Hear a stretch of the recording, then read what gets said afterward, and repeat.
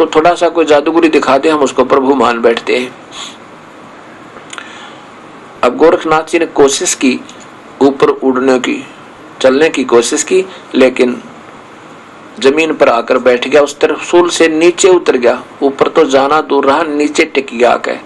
अब ये बात नहीं कि वो आकाश में और आगे नहीं जा सकता था, ये सिद्धि थी उसमें आकाश में उड़ जाने की और फिर दूर तक चला जाने की, लेकिन परमात्मा के सामने वह सिद्धि फेल होगी। अब सिद्धि क्या है? साधना से कुछ नियंत्रित क्रिया बन जाती है, आध्यात्मिक कारण बनकर।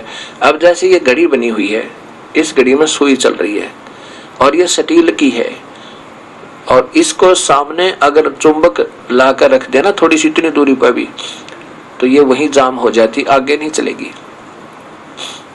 ऐसे परमात्मा के सामने ये सिद्धियां निष्क्रिय हो जाती हैं। जब गोरखनाथ जी ने देख लिया कि तेरे बस से बाहर नहीं, ये तो कोई तगड़ी शक्ति है, कोई आम व्यक्ति नहीं है, तो समझदार व्यक्ति इतने इशारे में ही पकड़ जाता है और कहा कि परवरदिगार नीचे आ जाओ, नीचे आ जाओ, मैं समझ गया आपको। कबीर साहब नीचे आए, एक दो बातें प्रश्न किया, बिल्कुल ठीक समझ गया। कबीर साहब ने कहा कि तेरा ज्योत स्वरूपी अलख निरंजन जपता नाम हमारा, जिसको तुम सर्वस्व मानते हो, ब्रह्म मानते हो, ज्योत स्वरूपी निरंजन कहते हो, ये भी मेरा जाप जपता है। गीता जी के 18वें अध्याय के 65वें श्लोक 64वें श्लोक में देखो, उसमें कहा कि वो पूर्ण परमात्मा मेरा भी इष्ट देव है, मैं भी उसी की पूजा करता हूँ। ये 64वां गीता जी अध्याय नंबर 18 का श्लोक नंबर, अध्याय नंबर 18 और श्लोक नंबर 64 में देखिएगा। ये साथ में ही है, ये 65 है, इधर 64 है। ये क्या कहा कि सर्व गुहतमम भूय शरणु शरणु में परमम वच। अब और पहले तो बता दिया ऊपर, ये गुप्त से गुप्त मैंने तेरे को बता दिया कि उस परमात्मा के चरणों में चला जा, वहां जाकर तू परम शांति को प्राप्त होगा।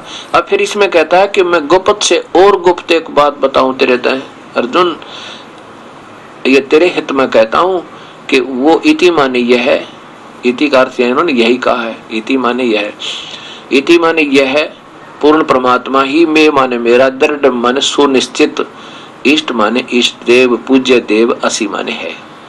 मैं तेरे हित में बता रहा हूं कि ये का पूर्ण परमात्मा, वो पूर्ण परमात्मा, वो तत्परम परम अक्षर पुरुष उत्तम पुरुष तो अन्य, वो मेरा भी पूज्य देव है, मैं भी उसकी पूजा करता हूं।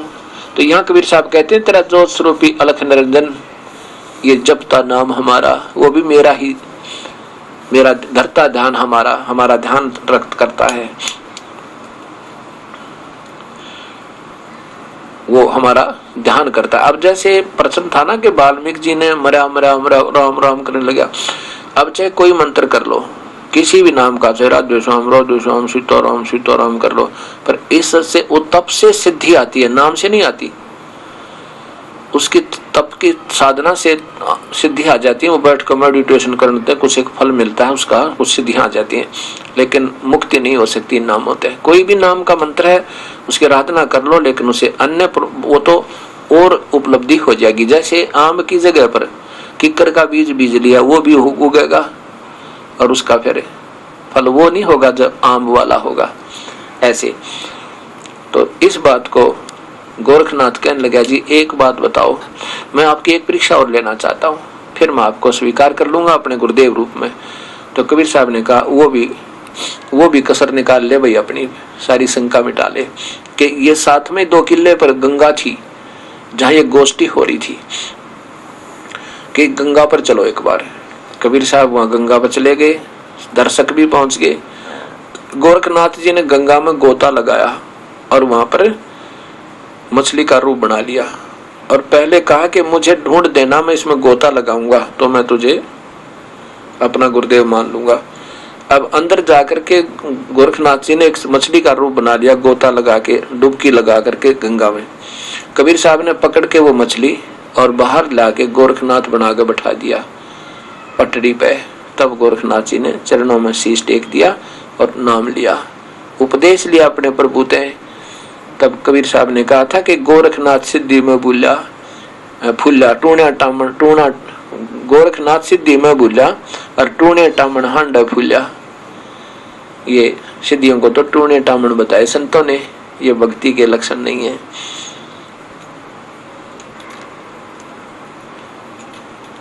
आजा गोरख शरण हमारी, हम सतगुरु तारे नर और नारी। गोरखनाथ में सबन का गुरु आ। कबीर साहब की प्यारी आत्मा गरीबदास जी कहते हैं कि कबीर साहब ने कहा कि गोरखनाथ में जगत गुरु, मैं बृहस्पति हूँ, वास्तव में मैं सबका गुरु हूँ। तब गोरखनाथ जी ने कहा था कि तेरी बातें मुझे अच्छी नहीं लगती, तू गलत कह रहा है, मुझे तेरी बातें कड़वी लगती हैं, तेरा वचन मुझे लग गया कड़वा। तो कबीर साहब ने कहा कि कड़वा लगा वो मीठा होई, हमारी बात पति जज होई। जैसे ये दास अब कड़वी कड़वी कैप्सूल कुनीन खिला रहा आपको, क्योंकि अभी तक आप सत्य ज्ञान ना होने से असत ज्ञान तक रोगग्रस्त हो, और ये कड़वी कड़वी कैप्सूल आप खाते रहो, ये सच्चाई सुनते रहो, एक दिन वो दिन आवेगा आप स्वस्थ हो जाओगे, और ये इतनी मीठी बनेगी आपको कोई और चर्चा अच्छी नहीं लगेगी। जैसे अस्वस्थ व्यक्ति कड़वी कड़वी गोलियां खा अस्वस्थ व्यक्ति कड़वी कड़वी गोलियां खाकर स्वस्थ हो जाता है, पहले उसको रोटियां कड़वी लगती हैं, फिर वो मीठी लगती है।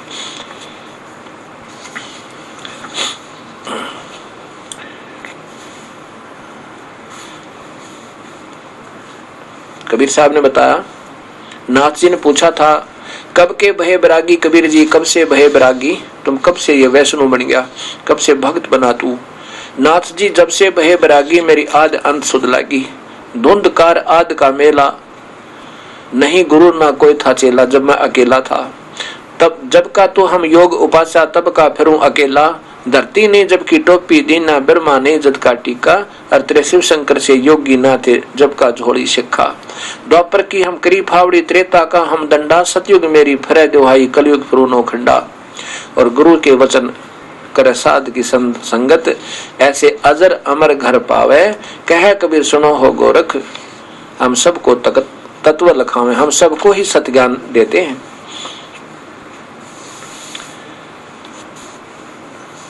अब जब आयु के बारे में पूछा था, उसके बारे में कबीर साहब की वाणी है कि क्या है उम्र तुम्हारी, गोरखनाथ जी ने पूछा था।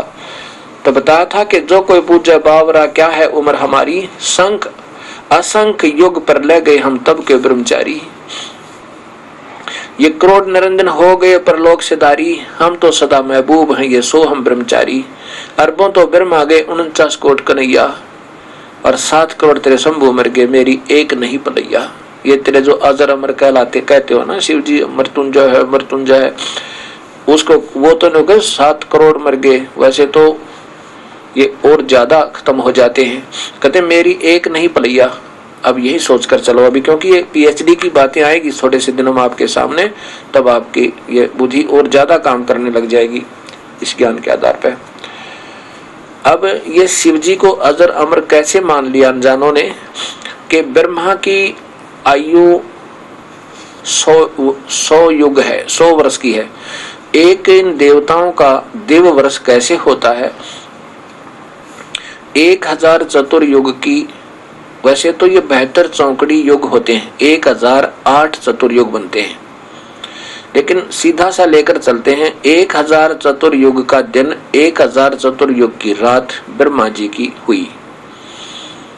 एक दिन रात हो गए 2000 चतुर्युग के, एक महीना हो गया 60,000 चतुर्युग का, और एक वर्ष हो गया 7,20,000 चतुर्युग का।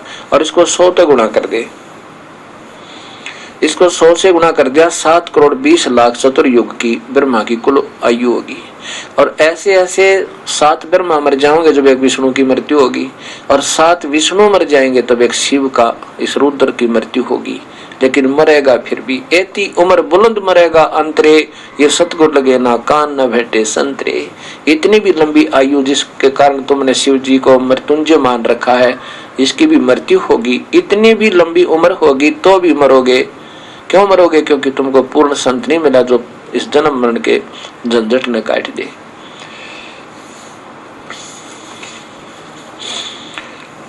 तो कबीर साहब से गोरखनाथ जी ने पूछा कि हे प्रभु, आप कहां से आए हो? ये तो पहली बार ज्ञान सुनाया आपने, क्योंकि सृष्टि रचनाओं का पूरा वर्णन सुना गोरखनाथ जी को। जब तक हम सृष्टि रचना नहीं सुनेंगे, तब तक हम इसको सत्य नहीं मान लेंगे, तब तक हमारी बुद्धि भक्ति मार्ग में सुचारू हो नहीं सकती, ना शास्त्र समझ में आवे। तो ये जरूरी समझना होगा, इसलिए ये दास बार बार आपको सृष्टि रचना सुनाता हुआ आ रहा है और उसको सुनते रहना। ध्यान से याद करो क्या बताया। अवधूत, अवधू कहते हैं जो अवधूत बन जाते हैं, केवल एक तन पर लंगोट या उसके ऊपर एक छोटा सा पर्दे पर कपड़ा बांध लेते हैं, बाकी नीवस्त्र रहते हैं।